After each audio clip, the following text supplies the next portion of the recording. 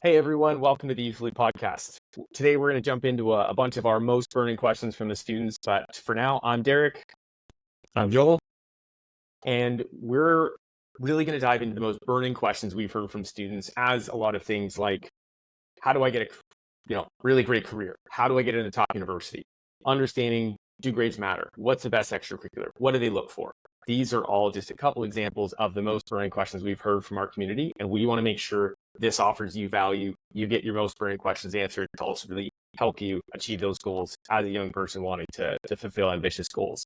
So we've got 8 questions. We're going to go through them. We're going to give our best take and make sure that you get as much insight as possible in a short period of time. Joel, do you want to jump in with our first one? Yeah. So the first one's on grades. So a lot of students are rebelling against education right now. And one of the questions that has come up more recently than ever is, or more common than ever, is do grades even matter these days? So what are your thoughts on grades, Derek? Do grades even matter these days? Grades are practically irrelevant, right? You have to meet a minimum threshold. I'm not saying you can waltz into top programs with a 60, but the proportion that universities and even applications for jobs are weighting to these things are way less than they used to be. So ultimately, you need to make sure you've got strong extracurriculars. You need to make sure you've got a really clear story in which you're showing lessons you've learned and just have a lot more value you can put towards those other parts of an application beyond just grades. So grades are a piece, but compared to the way they used to be, it's really not what it used to be in terms of weight. So grades to me matter a lot less. How about you? What are you seeing? Are you thinking that those students with the 98s are still getting the best opportunities? They're not anymore. No. Almost every student now is considered an honor roll student. I think something like 70% of students now is considered honor roll.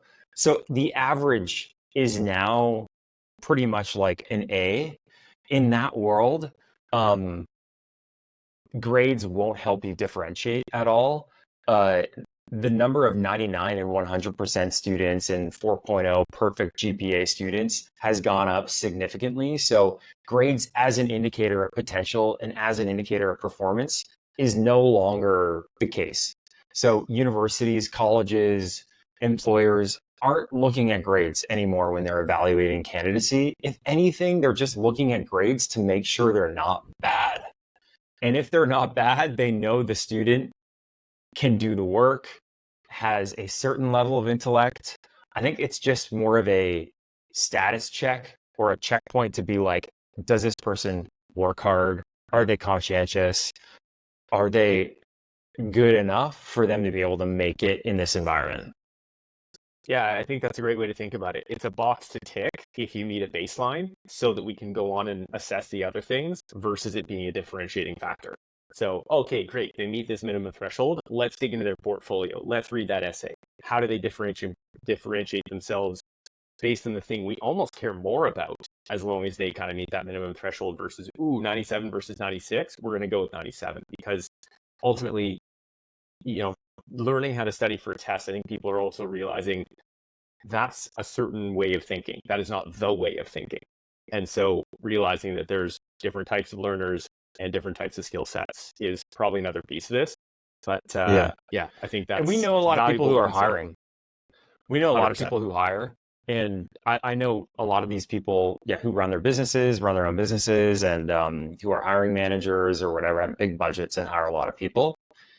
I don't know any of them that actually look at grades. And I've had these conversations with a lot of them over dinner or whatnot.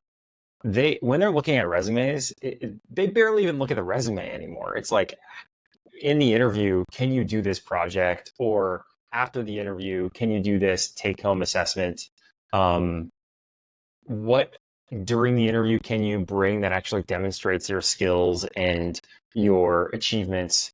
So it's much more, from what I'm gathering, is like real assessments of your skills, of your accomplishments, and much, much, much less, if anything, about grades. Like when we hire, I don't ask about grades. I don't ask for transcripts.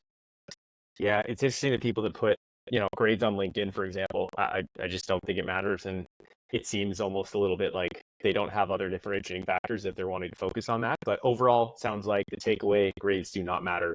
nearly as much as they used to. Jumping into the second question, why do one or two students seem to get all the opportunities, Joel? What are you seeing that helps these folks stand out and really not only get one opportunity, but like a whole range? It seems like they just sort of get them all.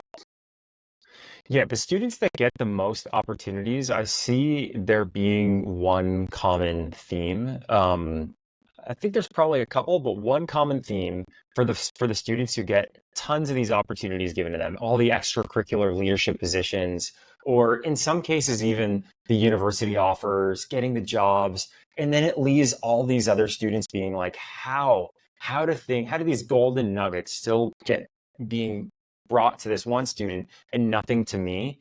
The one thing that I notice is that these students focus on relationships more.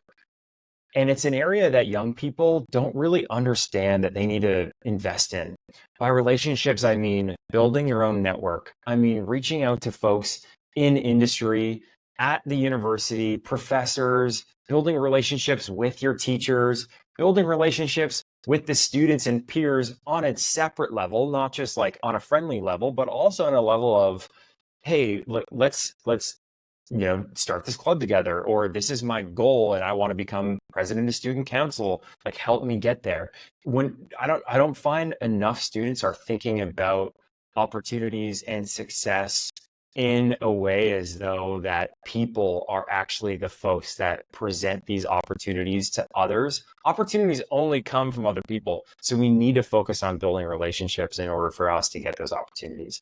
And I think that's something that the best students actually spend time investing in. What about you?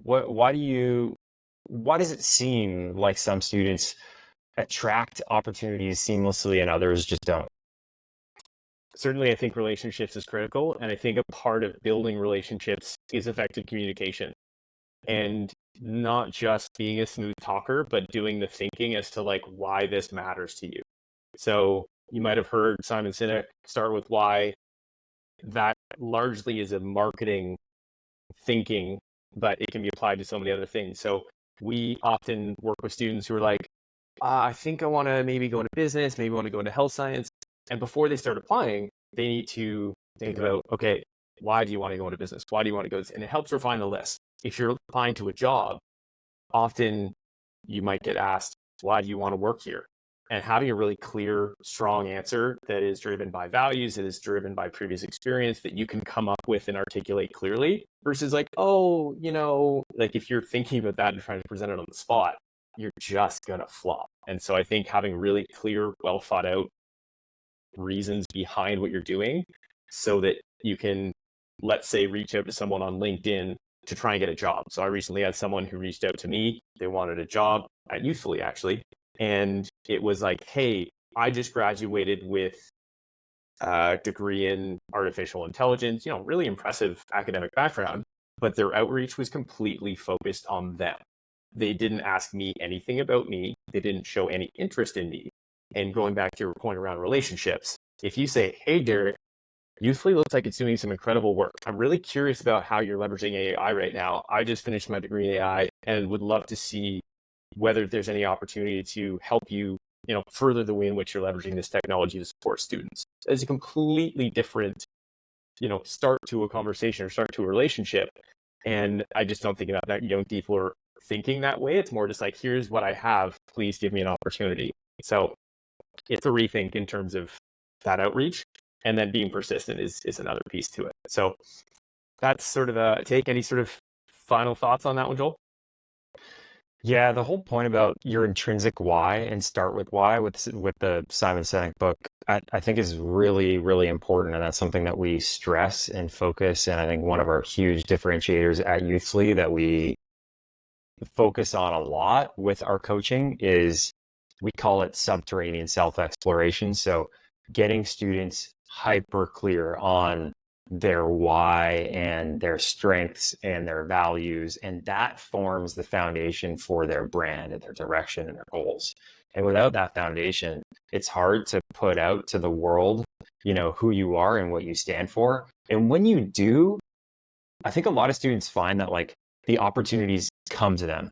When I shifted my career from really early on, I found that I was going to be that I was passionate about education, and I established that in my career in my workplace very openly. And when I did that and I put that out there, I saw opportunities actually present themselves to me. So I started as a management consultant doing projects in like oil and gas and banking and all these sectors that I wasn't really passionate about. And then I started this thing on the side and I was coaching youth and I started to actually start to talk to people about that and with passion. And then slowly I started to see that more opportunities came to me. One of which was an opportunity to work on an education project. And then from there, more opportunities came. So I think it was only when I became really clear about what I wanted to do, how I wanted to shift my career in that case, that the opportunities that I wanted started to come to me. So I think with students, if you want to become a leader, president of a specific student council position or club at your school, clarify the reasons why and the strengths that you'll bring and more of that like introspective difference and the edge that you have to bring to the table in that position, then people will get behind you more and they'll actually help you accomplish that goal. 100%. One very last thought on this, and then we can jump to question 3 is, so just thinking of a student I worked with who wanted to get into university, and the way in which he was kind of telling his story was very focused on outcomes, like, hey, I was a finalist in this and I won this medal, and certainly achievements are important. However, I think when he was telling a particular story about like a startup competition that he was a finalist in, he told it in such a way in which he was with a group, he switched groups, and then he was a finalist with the second group. And the missed opportunity was he was not willing to, or avoided focusing on, okay, you were part of one group and then you changed groups. What happened? Why did that happen? What did you learn? Was there any conflict? And he's like, oh, but that's going to look bad. And people don't want someone who can't get along with a group. I just want to focus on that we're finalists. It's like, okay, I get that. But if you can say there was conflict in the group, I improved my leadership skills, and here's how I have changed my approach since.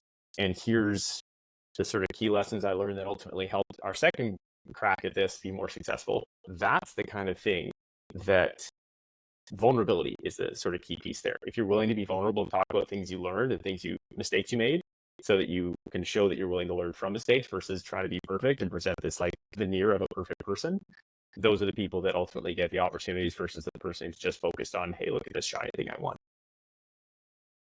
Yeah, and the people around you are going to try to help you reach your goals for the most part, and it's only when you become clear on what those are and why that they're going to help you. Like I had a teacher when I was trying to get the highest possible average in my senior grade 12 year, who I sat down with actually every single one of my teachers and I said, here's the university and the major that I want and the program that I want to get into. Here's the average requirements. So here's the grade that I need in this class. um, and by the way, here's why I want to get into this program, and here's what I've been doing to like work so hard at it, and here's what I want to do with my life, and all this type of stuff. And they totally supported that, and like not only within the class, but also outside of the class, like supported me in my extracurriculars and then presented that to other teachers about, yeah, he's trying to get into this program. And it just became something that once I started to be clear, and then once I started to share that with not only my friends, but also teachers, other people in my network, that the opportunities are almost manifested in a really, really cool way. Let's move on to the next one. So if we have a bunch of students in Youthfully and also who are listening who are not as old as a student. So grade 8, maybe grade 9, grade 10, so early high school, maybe some middle school. If you're in grade 8, grade 9, grade 10, what would you do now to best position yourself for university admission success? So I think doing a lot of that work that we just talked about is just getting clear on who you are, why you want to go in a certain direction, and also think through like, okay, what kind of life what I want to create for yourself, it's going to be hard. It's going to be super hard because they're going to be like, man, I'm just, 12, 13. What can I do is often an attitude. Or, I don't know. I'm just a 13-year-old. Like, I don't know what I want to do for work. And it's just, it's sort of I don't want to say a cop out. It's hard at that age. But if you can push yourself to do that work, so by the time you get to, your junior, senior year, you are clear on those things and starting to very clearly work towards them. And as you say, spreading the good word about that work that you're doing and why it matters to you and where you want to go, then you've got more people advocating for you. You've got more focus on that path, and you're going to write a more compelling essay. You're going to probably be more motivated to get the right grades and the right classes, probably choose the right classes. And so all that to give you do the work. What does that look like? So build a reflection process. Like, if you're a parent, sit down with your student, show them how you reflect. If you don't reflect, start reflecting, and just sort of tackle some of these big questions. Don't make it super daunting. Start small, write for 10 minutes, talk about what you wrote, talk about why, but ultimately it will really help. Oh, I'm okay, cool. You're curious about that. Let's go explore that opportunity. So I had a student who was in grade 9. They thought they wanted to be pretty much anything that wasn't what their parents were doing, who were software engineers. And he's like, I want to be an entrepreneur. And it was like, okay, cool. Like, what does that mean to you? Why do you want to do that? And his idea of entrepreneurship was so, unrealistic. It was like, oh, you get to make your own hours, you make all this money, you have such great work-life balance. It's like, okay, where is that coming from? And then we ultimately explored that a little bit more. He realized, and then he kind of crossed that off his list. And that's actually super valuable at these ages, to also eliminate things from your list of what you want to do, as well as to clarify what is on that list. So by doing that work at 12, 13, 14, he was able to shift his focus in a direction that ultimately got him onto that clearer path, versus starting to do that process of elimination and find those things in your junior, senior year. You're just going to be behind the game.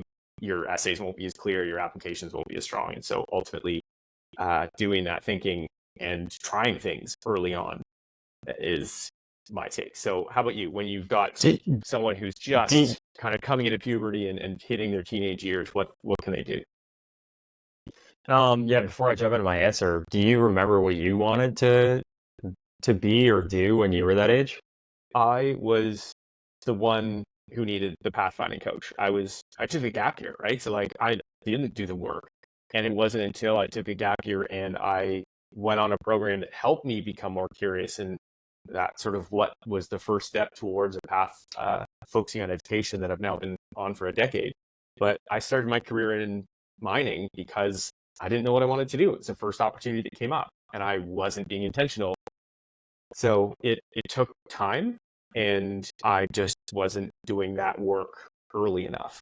And I wasn't really thinking about these things even as I got to kind of grade 11 in my junior year. I just wasn't thinking about it as much as I should. So that's part of the reason why I'm motivated to help other students, is to avoid the sort of mistake I made. So that's that's my take at about 12, 13, unfortunately.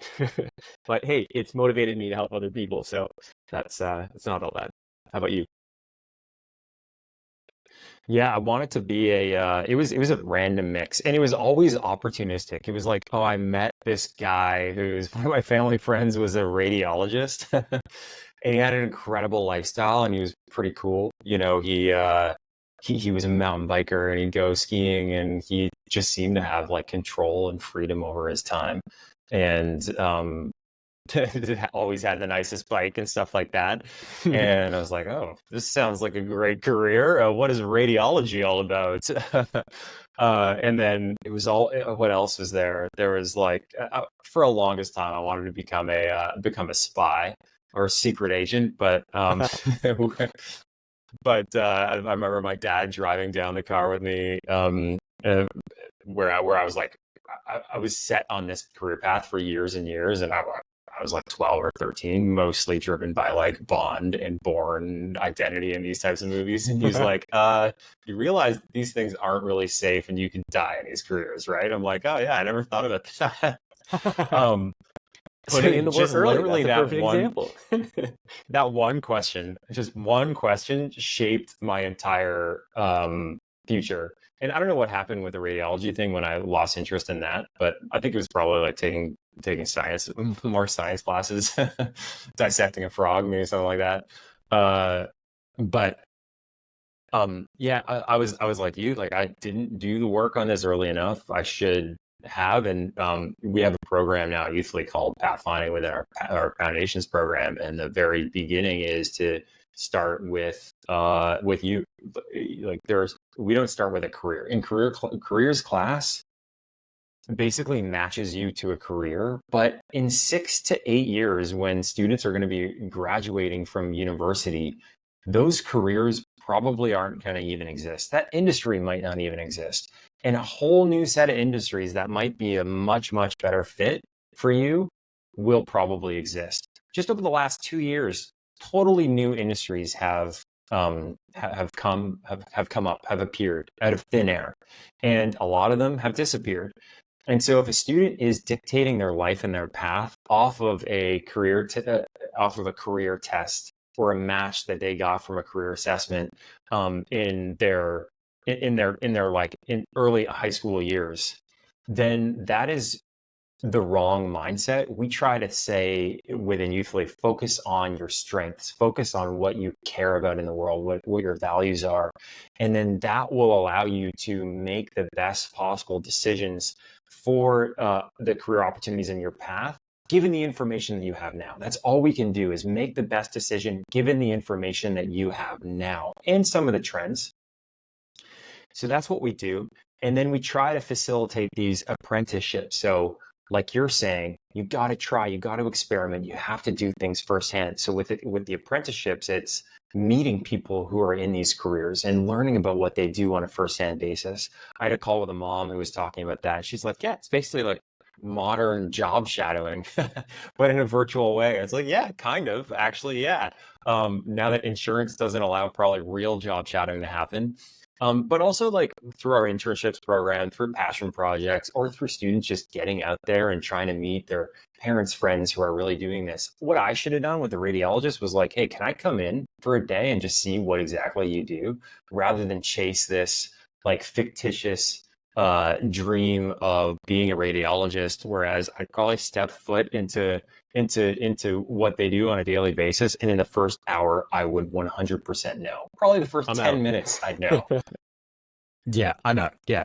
um and so you gotta do the work, you gotta do the exploration, you gotta do the experimentation, and then making these decisions from an internal to external mode, versus what I think a lot of students do is they just opportunistically see these things in their environment. Like their parents are dentists, so I guess I'm going to be a dentist.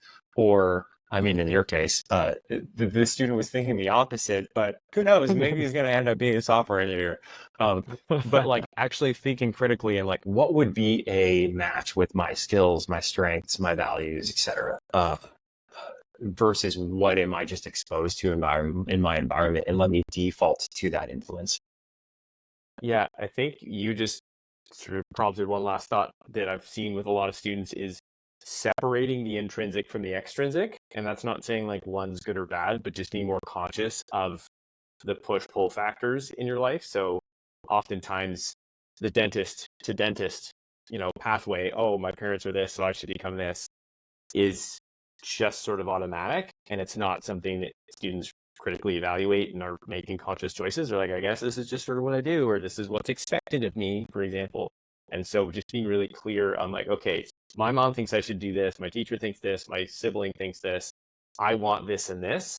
It's not to say you only do one thing, like certainly take the perspectives of the people in your life that matter to you and, weigh those, but ultimately being conscious of like, what do they think I should do? What do I want? And where does this lead me?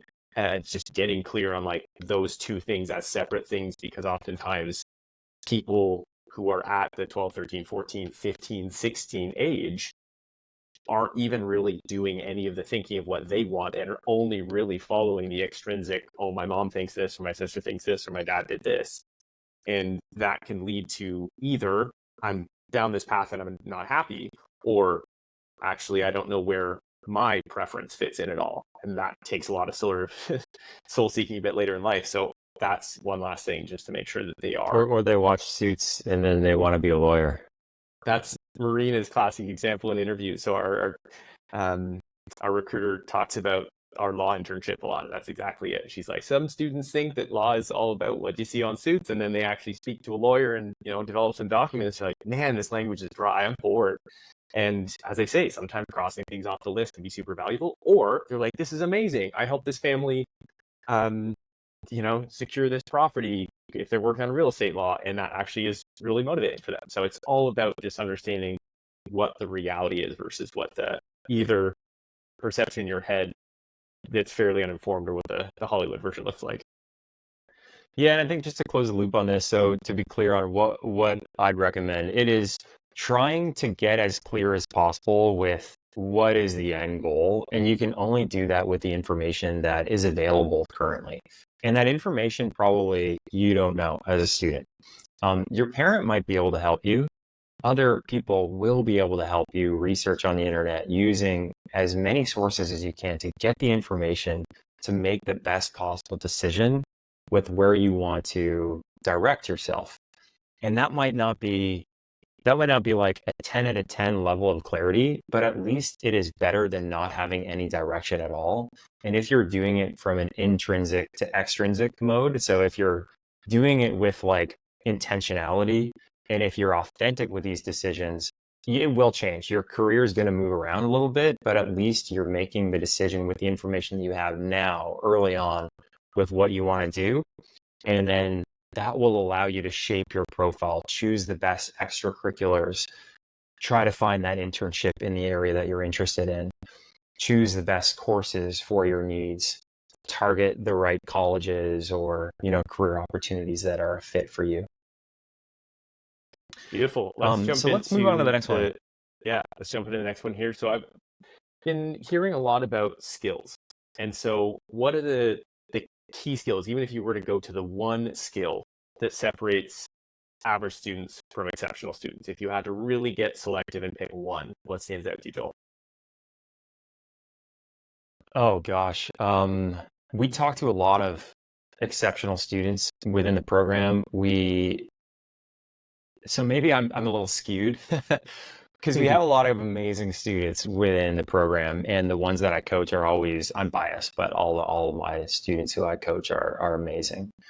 The one thing that I've seen over 14 years that differentiates the great students with the ones who are truly exceptional is time management. And when I say time management, it is as strategic as thinking about what are my priorities, what are my goals, and how am I allocating my time effectively to achieving those on like a macro basis, but also on a micro basis. The number of students who I have met who don't use Google Calendar is completely shocking to me, especially when you're entering university and you don't have a Google Calendar set up or any form of digital calendar. It's just mind-blowing. Like those tactical basics of time management to the macro strategic, like this needs to be taught in school. And it's one of the big reasons why we fill the gaps within Youthfully, within Foundations, to teach this stuff. Because if you master this, it is absolutely essential and can completely change the trajectory of your academics, of your extracurriculars, of your feeling just balanced in life, of your career. This stuff doesn't go away. You're only going to get busier. So that's a big one that differentiates. And one of our coaches did an amazing workshop on this. Andrew Poggi, multi-Olympic medalist, multi-world champion of figure skating. He is a master of time management. And the way that he does it, I'm not sure would be applicable for all students, but you gotta find the system of time management that works for you. What about you, Derek? Skills that truly sets exceptional students apart from the rest. What do you think those are? Yeah, time management's a great one. Certainly have been doing a lot of sort of research into how we can help our coaches help students, and that's certainly one that's come up. I'd say if I'm going in a different direction, experimentation. And you might sort of kind of say, oh, well, my child isn't going into science or something like that. But ultimately, what I mean kind of relates to that last point is students who are willing and able to treat themselves and their lives as an experiment. They're willing to take small risks, to intentionally try different things, to then reflect on how that went, and then apply the lessons from that experiment to their future behavior is an absolute game changer. So many young people are crippled by fear of failure and are not willing to take little risks because it, goes against the grain of what their friends do. It goes against the grain of what their parents think they should do. It goes against the grain of what they're told to do in school. I'm not saying disobey your teachers, but if you can experiment and essentially treat yourself in your life as an experiment carefully, I'm not saying you just sort of like do it willy-nilly, but if you can be like, I wonder if that would be a good career for me, rather than like, oh, but like that means this and that, and that's kind of scary, and I don't want to talk to this person, so I won't do it. If you just sort of design a very simple little experiment, run it, see what you learn from it, because it does take that reflection, and then apply that insight to the way forward, whether that's, I'm going to experiment on career, I'm going to experiment on, courses, I'm going to experiment on different skills I have, I'm going to experiment, like, the list goes on. Sports, you can experiment a ton about like different ways to do Rather something. than selecting the bird courses, right? Exactly. And so even if you are like, I wonder if I'm going to be interested in that, so I'm going to experiment, is that something that I'm curious about? Oh, it turns out that's super boring. So I think ultimately just treating life as a bit of an experiment that is calculated and making sure you take each of those steps seriously. It's designing the experiment, running the experiment, reflecting on it, and then applying it. If you can take those 4 steps, apply them to personal life, academic life, etc., I think that will really set you apart as a young person as you kind of prepare to design your life for your future. I think that's a really cool answer because I don't think that education actually it was built to enable experimentation. Like the bird courses example that I just gave, we're incentivized to choose the courses that will be easiest to be able to get the highest grades, right? Like that is the incentive. And so Like, that Joel, the didn't grades really, matter. yeah, not anymore. um, like at the time, it probably much more. And the math that I was doing was how much time do I have to allocate to this course versus how much payoff? Like how easy will it be to get like a perfect grade? And it ended up me deciding these courses where looking back, I'm like, why did I take architecture, the modern design of architecture? And, Don't I have even get no me idea. started on some of my university courses. And when I help students who are transitioning into university, I see still that mindset is they go to birdcourses.com or whatever the latest one is, and they're looking at these courses. And it's like, no, you have to. I mean, I understand that mindset, but if we're also preaching experimentation, then try to do it outside of the educational design that doesn't maybe allow and enable effective experimentation. What would be, in the case of like topics, what do you think is a great place for them to experiment easily? Would it be like Coursera or YouTube, or what do you think are some good destinations to experiment in? What are some good experiments to run, let's say? Yeah, I think before you even start getting into like the content, it's just like, what am I curious about? I think that's a really key place to start because that's going to have the motivation. If you don't care about something, and typically the amount you care about is how much you're curious about it, how much you want to learn more, how much you want to see it through. So motivation is key. How do you get motivation? Typically something you're curious about. So if you just make a list of like, maybe I read the news with my parents and I'm just going to like pick things that actually seem interesting to me versus what seems boring. Or I'm going to just look at all the courses that I might take next year and start reading about some of them so I can see which ones, are interesting or not. So those are some very broad ones, but it could even be, I'm going to test my study method. What is my process to study? Because oftentimes students are very focused on okay, what grade do I need to get? What grade do I want to get? And they're not focused on like, hey, what's my study strategy that I apply every single time that I prepare for this type of test? And so if you can treat yourself like a guinea pig, you're like, okay, I think this might be a really good way to study versus just reading my notes a whole bunch of times until I hopefully have kind of crammed that information in my head. Let's try this. And then let's take a little test. How did that work? Oh, I didn't actually do that well. Let's try another one. Oh, actually, that worked better. Perfect. I'm going to try that in the future. And then the next test. Okay, I did that. Does this work better? Yes or no? And just that is the kind of thing that I think would be really helpful to help students understand how they learn, how they study, how long should I study? Like all these different variables are key things to play with. And you can take the same approach to, as I say, sports, music, just whatever you care about. Start trying new things, but be intentional about it, reflect on it. So it's not just the doing, it's the thinking of what to do, doing it, reflect, and then apply, making sure you've got that 4-step process to whatever you're doing. Yeah. And it's funny because students are learning experiment design in science class. And these topics, I think also education doesn't do a job of saying, hey, this can actually be used in multiple different environments and contexts. Like experiment design that you're learning in science class can be used in your life, as you're saying, Derek. And the key thing is like setting a hypothesis. This is my hypothesis in this experiment. I am curious about this. I think I might like this. Okay, set up an experiment. What is what is the result of the experiment? And then the reflection. What am I going to do going forward? What's my takeaway? Am I going to continue to explore this? How? What's my next experiment? And I see this I see this notion. Maybe this actually leads us to the next question is what things students struggle with. I see that kind of frame as something students I notice at least struggle with. But what do you think? What are let's move on to the next one around student struggles. What's one thing that every student struggles with that you see? Fear of failure, I think, is kind of going back to that theme before. Students are terrified that if they misstep, that it kind of ruins their whole future, which brings a ton of stress, and stress reduces performance. And so if you can kind of adopt this more experimentation mindset, it'll really help with this fear of failure. And so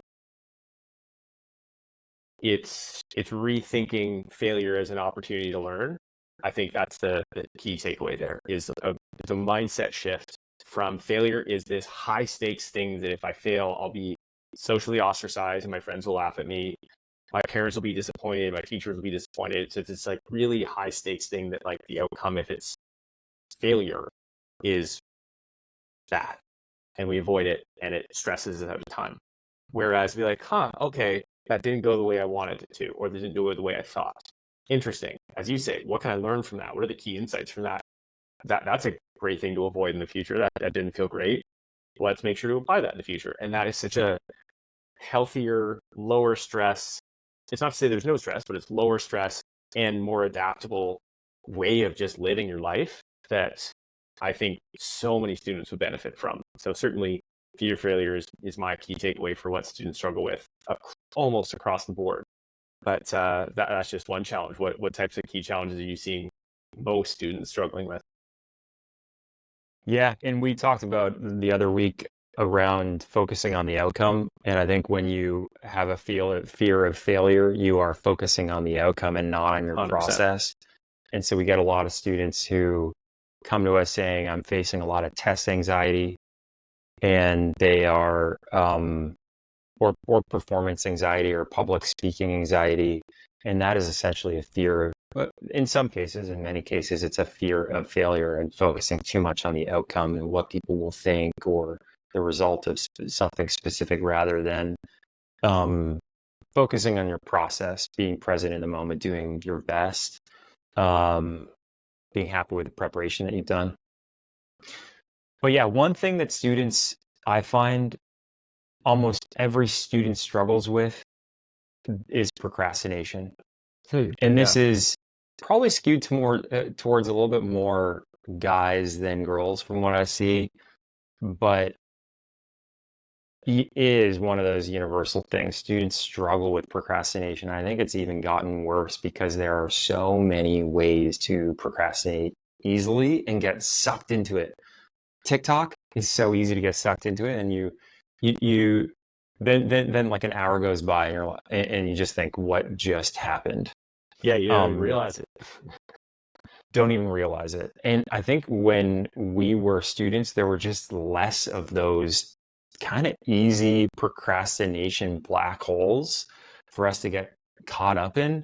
But now there are so many. There's a deluge of distractions, especially with with phones and social media and all this type of stuff. So that's something every single student is battling with is procrastination, but also just like attention, focus, managing and removing distractions.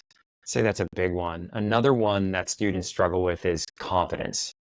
A lot of students doubt themselves, doubt their abilities, Yeah. aren't sure who they are, quite frankly. They I don't know struggled with that what, so much when I was young. yeah, same. And the students who I thought, like my peers who I thought didn't struggle with that, I remember this one guy who I ended up becoming really good friends with. I thought this guy was like just insanely confident, and then I became friends with him, and then he opened up to me about like how actually self-conscious he is about this and that, and he's like, "You're so, confident about this," and I'm like, "I'm not confident about that. What are you talking about?" So everyone faces that, and it was those little moments when even the people who I thought were endlessly confident actually weren't, which gave me more confidence, funny enough, because other people are struggling with this as stuff as well. Even up to professional musicians, athletes, like they get stressed. They think this other person's doing way better than them. So it's a pretty universal human condition, I think. Uh, Even though that perception of, oh, it's just me, everyone's, laughing at me or thinks I'm bad at this. The stories we tell ourselves can be pretty powerful. So we just need to be a bit more cautious of those for sure. So let's jump to the last one on this list here, and we'll cover some of the other ones on another episode. So this one's focused on university admissions. What are the biggest mistakes students make on their university essays? Focusing on achievements. I said it before, and I think ultimately being vulnerable is critical. Students are so conscious that everyone, similar to what you just said, everyone's looking at everyone else's shiny things or the best parts about them, and they kind of overlook the shortcomings or the things that aren't as positive. And therefore, they're like, oh man, I need to put forward this sort of like veneer of myself versus a more, you talk about the word authentic, which can be a little bit challenging to be like, oh, I should be more authentic. It's like, what does that even mean? But if you can get clear on like, okay, where did I make mistakes? What did I learn from those mistakes? And how have I changed my behavior or my process or the way I work with people as a result of those mistakes? That is just life. And so if you're looking to be successful, being transparent about where things didn't go well, as long as you can effectively point to the ways in which you're changing that or trying to change that, and if you have clear examples. So I'd say the key takeaway would be vulnerability over achievements and making sure that you have really clear instances you can point to, which kind of comes down to specificity in your communication. So I'd say those are really key things that I've seen over and over again when students are writing applications and really focused on essays. If you're talking about interviews, things can change a little bit, but specifically for essays, that's my kind of big takeaway. What would you say is the biggest mistake you see or the biggest sort of challenge students face when they're trying to craft these things? The thing that I notice is that students think that they that an amazing essay magically comes out of nowhere. And what they don't understand is that in order to write a great essay, you need to be a great candidate. In order to be a great candidate, you need to actually invest in yourself, your skills, your writing skills, your self-awareness, your unique experiences. If you get an essay question that is, what is the most challenging experience that you've had in your life? And you don't have any challenging experiences, what do you write about? And so a lot of students come to us so last minute and they're like, I want to write an amazing essay and get into this top tier university. And we always say, yeah, we will help you. We just wish that you came to us earlier, because what we see that they're working with in terms of their unique experiences could have been so much more, more substance, more breadth of experience, more unique experience. I think a lot of students just pursue the same sort of path as everyone else, all of their peers, the same extracurriculars. So doing the work. A great analogy is, if you're a chef and you're trying to prepare an amazing meal, you have to have the best quality ingredients. If you eat two meals and one has bad ingredients and the other is organic and the beef is, grass-fed and free range and antibiotic free and yeah, all this stuff, it tastes so different. And I remember, like, my dad wasn't a believer in the whole shtick around ingredients. And then we would get these like farm fresh eggs down the street from where they live. And he's like, all right, yeah, this is completely different. This is actually how an egg, yeah, a game changer, an egg changer. And that's all he buys now. And that's a great analogy from like investing in become the highest quality ingredient, because when you have the highest quality ingredients, you're trying to build a meal, which is your essay at the end of the day. And if you don't have the ingredients, if you haven't invested in those, and you don't have the spice, and you don't have like the good appliances, then you're not going to be able to produce an incredible essay. If you haven't done all that work, you have to just rely on being as deep, introspective, creative as possible. And I noticed that students really only get to around like a level 1 of depth, and they need to be nowhere to push pushed. them. Yeah, there's no one to push them In terms of in terms of awareness, or like introspection, or well, just like, okay, you've peeled one layer of the onion. How about the second, third, and fourth? The why? Is there, why'd you do that, or why does that matter? Not only in like, why are you writing about that, but like, why does that experience matter when you're answering this question? Like, often there's no one. Parents don't really know, because these things literally change every year. Parents are trying to keep up, but they never went through this, or often it's decades since they did it, and it's changed so many times. Teachers at school can't. They don't. I used to be a teacher. They just don't have capacity to sort of give that personalized attention to every student in extra things like applications.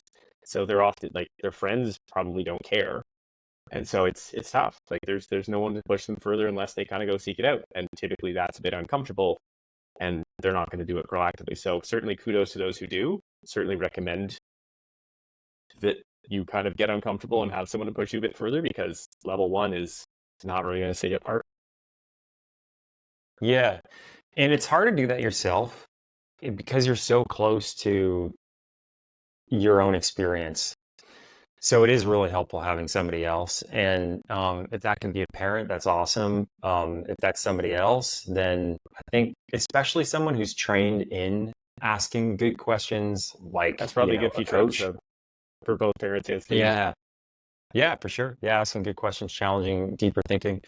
Um, so that's really important. So as an example, like if the question is, what's something that you're most proud of, and a student is answering it as though a competition that they won, or um, let's say they won some sort of an award in a class.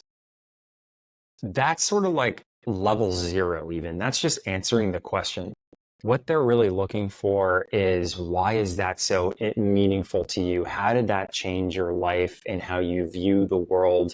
How did that change your frame? How did that change your belief about yourself?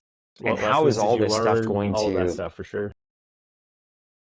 and then how are you going to use that in your life going forward? And how are you going to use that in your life going forward, specifically in this program or in that university or in a future career of the major that's going to set you up with that?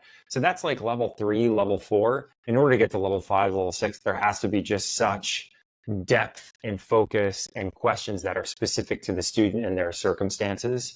And a lot of times that comes up with like, their upbringing and other experiences that maybe tied into this event and things like that. But it's that level that that universities are looking for. They want students who have done the work and demonstrated their ability to learn and reflect. And it's honestly, that's just what helps you stand out.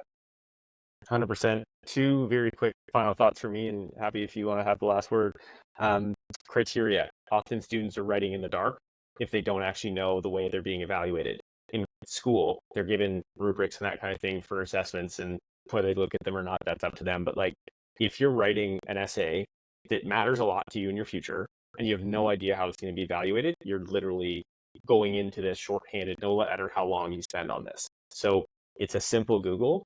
Not every single university or college will have it, but certainly being mindful to at least try and seek out, okay, what are they looking for? What does success look like in this essay?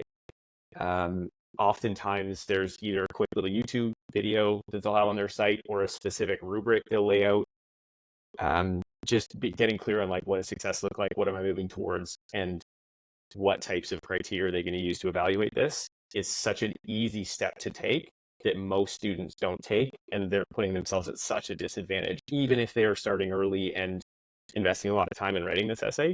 So a very quick, easy tip to just look for the criteria or look to see what they're using to evaluate. Yeah, it is it is a bit of a black box sometimes, but I think universities are becoming more transparent with this. A lot of colleges, universities are now publishing their evaluation criteria, and then there's other ways, and we'll link it in the show notes of how you can see this for universities in the U.S. And then at some levels, we do a lot of this. We publish a lot of this stuff on our blog too. But yeah, that's a huge one. Like, students spend so much time looking for like the essays that were successful in specific university admissions. And then they actually don't do any work on what the evaluation criteria is. And they try to pattern match the successful essays. The pattern match is in the evaluation criteria. That's all you need to see. And so that's also something that is a big mistake, is copy pasting the same essay for a completely different university that has a completely different evaluation criteria. So you need to treat these universities independently, because a lot of them are evaluating you very, very differently. A lot of them look for the same stuff, but there are also these key nuances that you need 100%. to incorporate into your strategy. So I think we covered a lot here. There's more to cover, a lot more questions that we will tackle. We'll do another one of these. Let us know in the YouTube comments if this is helpful for you. What did you learn from this? What was a big takeaway? Do a bit of reflection yourself. And I think that's it. That's the what pod. more questions do you have, and what is the second version of this going to focus on answering? So we'd love to hear more questions and what key challenges you're facing as you kind of lean into these key transitional parts of life. Yeah, give us your questions. We'll tackle them on future episodes. Thanks for tuning in, and we'll talk to you guys next time. Thanks a lot.